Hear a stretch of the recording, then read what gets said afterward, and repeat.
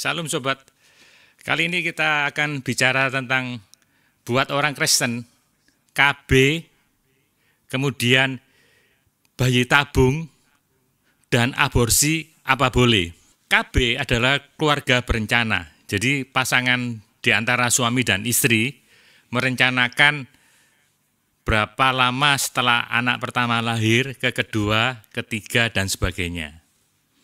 Tentu ini tidak gampang, karena harus minta pimpinan Tuhan. Jangan sampai salah langkah. Ya. Memang merencanakan masa dan merencanakan jumlah anak itu perlu, tapi minta pimpinan Tuhan. Ya. Kedua, KB itu boleh apabila di antara suami dan istri. Sudah saya singgung yang pertama. Yang kedua, tanpa pengguguran. Jadi yang digugurkan itu adalah sel pria sperma ketemu sel telur. Begitu ketemu itu sudah ada roh, sudah manusia. Sekali lagi, sel telur ketemu sperma. Begitu ketemu itu sudah jadi manusia, ada roh di situ. Ya. Jadi tidak boleh digugurkan. Ya. Ketiga, boleh dengan sebab dan maksud tujuan yang baik. Ya. Yang tempo hari yang tadi saya sebut dengan pimpinan Tuhan, minta petunjuk Tuhan. Boleh apabila tidak bertentangan dengan firman Tuhan. Berarti ada macam-macam KB yang bertentangan, nanti kita bahas. Ya. Untuk sebelum membahas itu, sobat, saya akan membaca 3 ayat pegangan agar kita nggak salah langkah. Ya. Yaitu di dalam Keluaran 20 ayat 13 dikatakan, jangan membunuh. Ya. Poin pertama, jangan membunuh. Kedua, 1 Samuel 2 ayat 6, Tuhan itu punya hak untuk menghidupkan ya, dan mematikan. Ya. Tuhan mematikan dan menghidupkan. Ia menurunkan ke dalam dunia orang mati dan mengangkat dari sana. Jadi hak mati hidup itu di tangan Tuhan.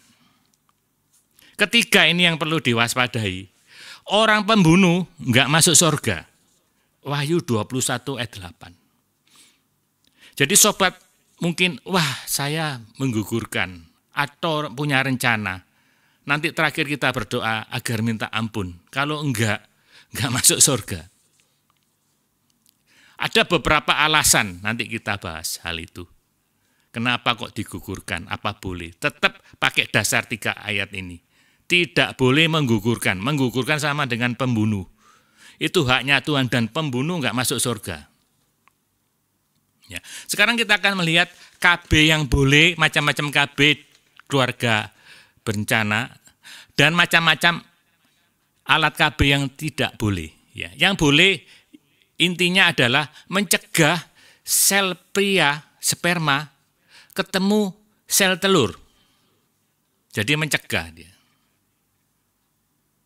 Dengan alat kontrasepsi ya, dan sebagainya.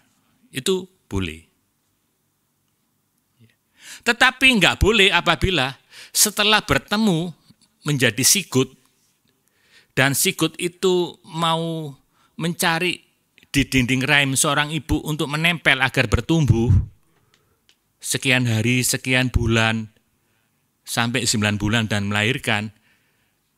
Begitu awal-awal dia menempelkan, dihalang-halangi alat kontrasepsi di dalam rahim. Seperti spiral.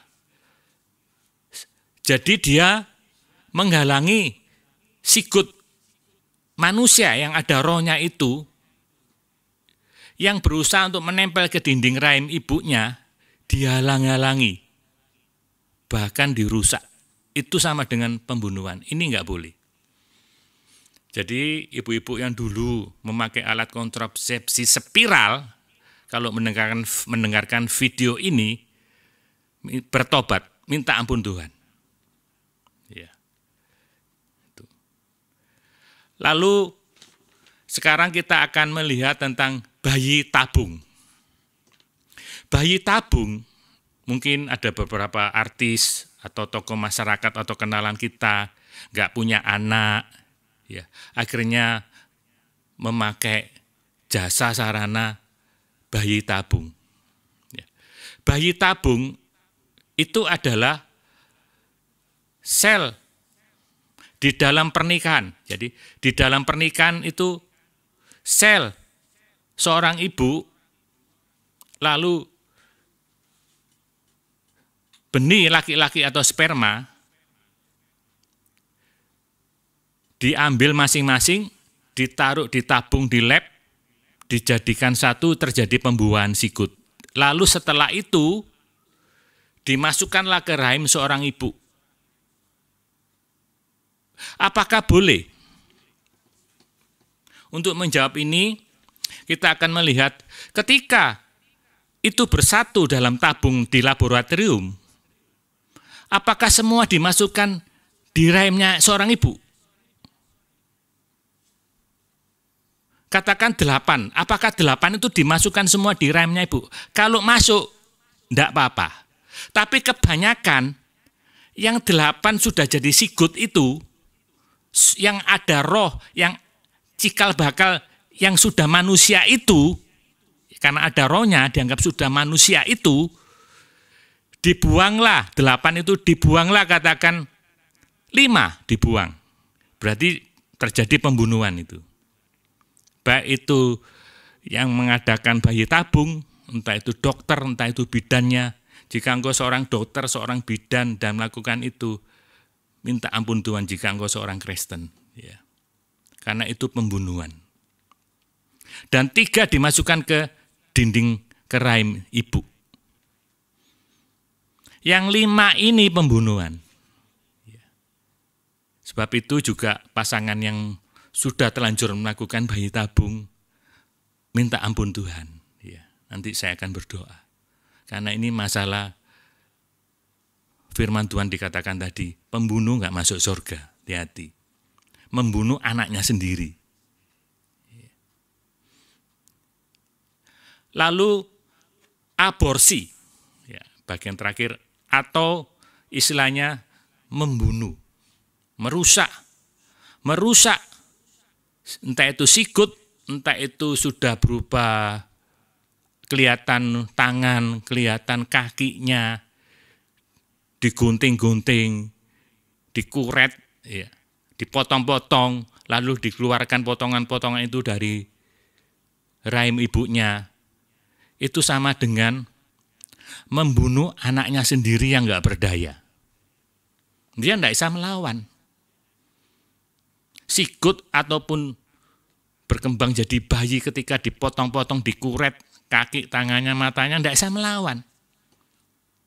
Itu sama saja dengan seorang ibu yang kelihatan mungkin sudah lahir umur, katakan umur 4 tahun, ya, mau diparang gitu loh.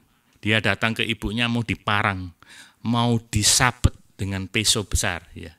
Sama dengan itu. Cuman yang ini dalam rahim.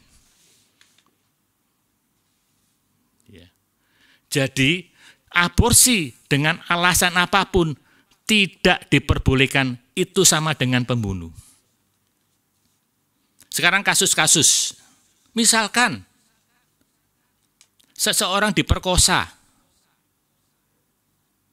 misalkan kerusuhan yang tempo hari di Indonesia, diperkosa dan hamil, apakah anak ini digugurkan?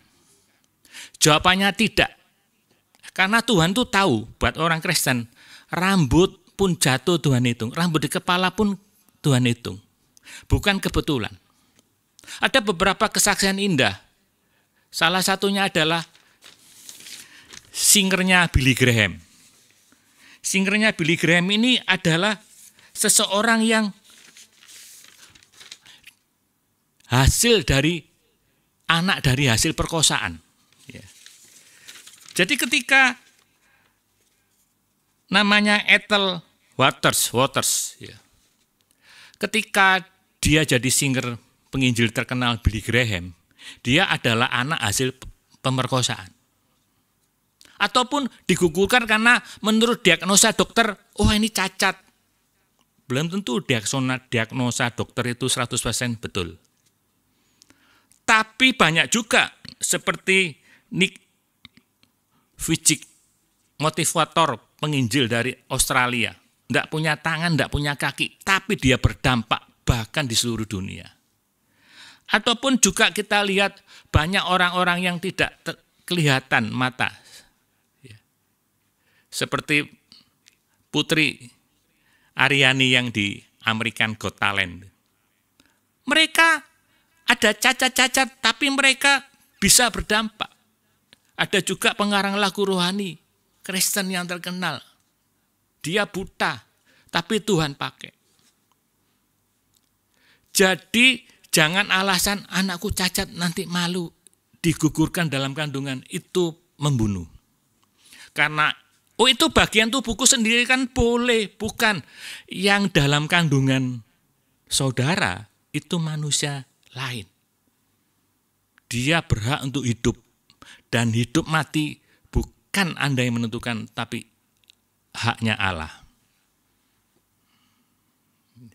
Ataupun alasan, datang bulan terlambat, diberi jamu, hati-hati. Kalau sudah suami istri berhubungan badan, dan ada hal-hal demikian, datang bulan terlambat, jangan sedikit-sedikit minum jamu yang ada hubungan dengan tersebut, atau obat-obatan. Kelihatannya tahu, tapi ada maksud untuk menggugurkan. Allah tahu sampai dalam kedalaman hati seseorang. Itu bicara tentang aborsi. Apapun alasannya, tidak boleh menggugurkan kandungan. Jadi kesimpulannya, KB boleh apabila dalam suami istri. Ya. Dan minta pimpinan Tuhan. Ya. Kedua, bayi tabung itu bagi orang Kristen lebih baik jangan. Ya. Karena enggak semua dimasukkan dalam rahim. Ada yang dibuang yang sikutnya itu. Dan aborsi tentu enggak boleh, itu membunuh. Jadi membunuh adalah masuk neraka. Dan hidup mati di tangan Tuhan. Serta jangan membunuh, kata firman Tuhan. Sebab itu apapun alasannya, apapun yang terjadi itu bukan satu kebetulan. Ya. Kalau misalkan di Alkitab, Isai anaknya sudah banyak, dan Daud yang buncit ini, maka Daud tidak dipandang sebelah mata oleh Isai, digugurkan misalkan. Atau enggak usah punya anak yang terlalu banyak, ya, disteril misalkan. Ya.